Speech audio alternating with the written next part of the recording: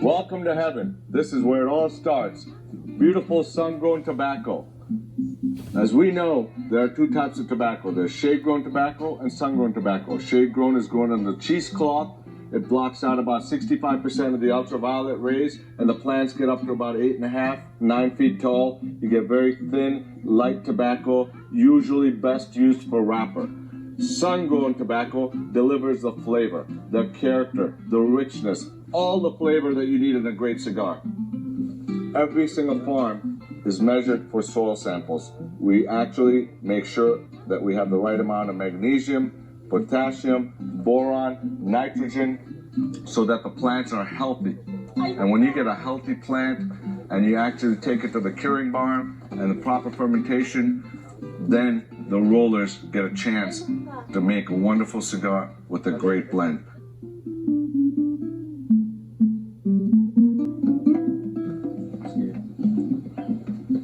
This is where the birthplace of tobacco all begins, the nursery. Here, under beautiful shade, you have all these seedlings that are growing. Each one of these little squares has these seeds that have been transplanted. You usually have 5 or 6 germinations per square. Hard labor, meticulous work, they'll pull out all the germinations and only leave the healthy plant there. It will take about 45 days for the plant to grow. Once the plant has been grown, it will then be transplanted into the farms. So this is important, a lot of care, just like taking care of a young child. Birthplace of tobacco, healthy nursery, healthy farm. So after 45 days of tender, loving care and a lot of nurturing, finally we have beautiful, healthy tobacco plants. They're ready to be transplanted into the field. The way you can tell the tobacco is ready is you see the beautiful root system, and the tobacco plant has completely gotten hold and surrounded the soil. Before the plant is transplanted in the fields, there's one final process. We actually shock these leaves. Take a lawnmower, the lawnmower just slices through the top layers of the leaf, and that shocks the plant. It makes it fight, it makes it stronger, so when it goes out in the sunlight, it's fighting and it's ready to go. Look at this gorgeous little plant. This little baby is going to mature into a 5.5, 6 foot tall, gorgeous tobacco plant. Now we're examining a nice healthy plant. A normal sun-grown tobacco plant is usually broken down into 3 sections. The top of the tobacco plant has the heaviest leaves and texture, and it also delivers the most flavor and character in a cigar. The top third section is called ligero. The middle third of the tobacco plant is more medium-bodied in texture and also medium-bodied in flavor. That part is called viso. The bottom of the tobacco plant, which has the thinnest leaves, also has the lightest character of tobacco and is called seco. So in order for us to make a perfect, consistent cigar, I break down the plant into characteristics that are more defined. I break the plant down into what we consider primings. Hence, starting at the bottom of the plant, what I would do, before these leaves would be harvested, I would call this the first priming. These 2 leaves would be the second priming, third priming, fourth priming, fifth priming, sixth priming, seventh priming, and ultimately the 8th priming. So when I'm making a blend, I'll say I want the 8th priming from this particular farm in Jamastran. I may use the 7th priming from a farm in Esteli, Nicaragua. I may use the 6th priming from a farm in Costa Rica. This way, every single cigar is guaranteed to have the same consistency. It's going to have the same tobacco from the same farm, from the same part of the tobacco plant. And you're going to ensure that the flavor characteristic remains consistent in every single cigar. The other thing you get from this tobacco plant is wrapper, binder, and filler. Many people think that wrapper, binder, and filler comes from separate plants. That is not true. This particular plant will deliver all those 3 leaves.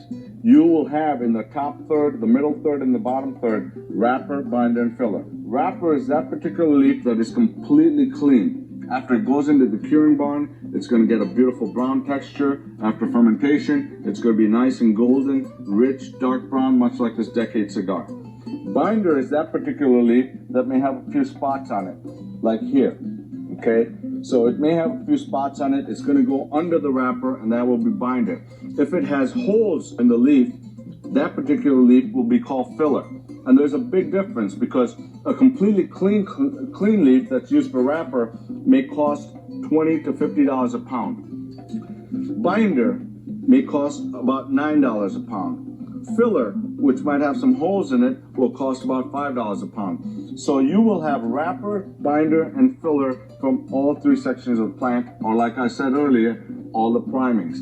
Once they start harvesting the tobacco, and we start harvesting by primings, those primings are color-coded. And you'll see as we go into the curing barn that there are different colored ribbons used. So for example, the first priming may use a yellow ribbon, and then we'll move on to a red ribbon, blue ribbon. So this ensures that we categorize the leaves right out of the field into the curing and onto the fermentation. So now you've seen the tobacco plant. We're going to take you to the curing barns. So let's go.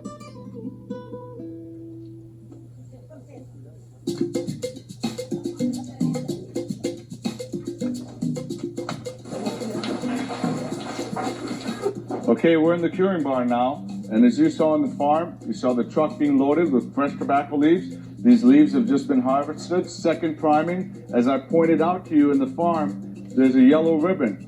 The yellow ribbon classifies the priming so that from the time the tobacco comes to the curing barn to the time the tobacco goes into fermentation, we know that it's the second priming because of the yellow ribbon. The tobacco is classified that way, will stay that way. It will be resorted, retouched to make sure that classification is consistent all the way till that blend is made. So this ensures that every time we make a blend, again, the tobacco comes from the same plant, from the same farm with the same fertilization.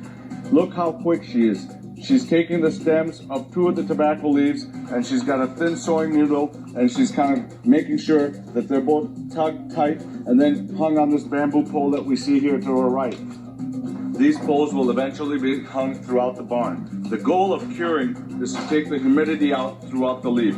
This is a very important process because if this is not controlled and done properly, you're going to have issues with water stains and other impurities on the leaf. You want to get as much wrapper as possible from the tobacco. In order to get wrapper, the leaf has to be completely clean, perfect golden brown color. This green leaf will eventually start drying out, and you'll get a yellow mutated color and finally settle down to a nice golden brown. First, the small veins will be dried out, and then extreme heat will be applied to dry out the mid-rape. Back in the old days, they used to fire gas heaters horizontally and vertically through the whole barn. They would fire the gas heaters at night to bring up the temperature to high temperature, and then during the day they would open up the vents on the barns to allow the air passage to move through to work the tobacco.